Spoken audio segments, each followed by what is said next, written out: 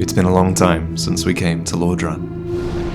In the years since, we've fought millions of battles together.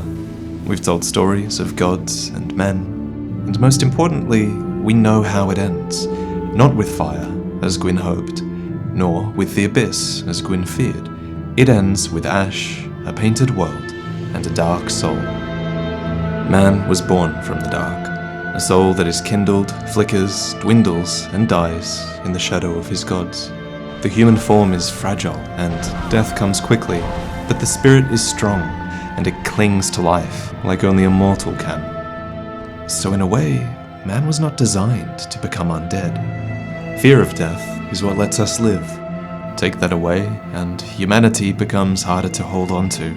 Without humanity, you could become more hollow than man. Yet, a hollow who would die for something has nothing to fear, for death simply becomes a stepping stone to his goal. 5 years ago, we told 9 undead stories.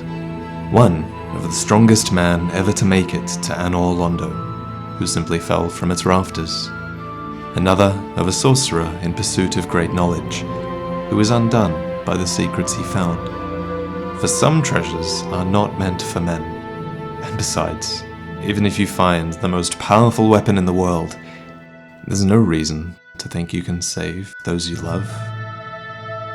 Mankind will never escape the curse of the gods, so why not put your faith in them?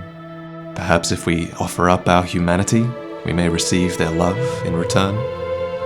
But no, there was never any hope of that, was there? These were the stories of fools who dared to believe in something greater, hoping against hope that their final acts could have changed fate.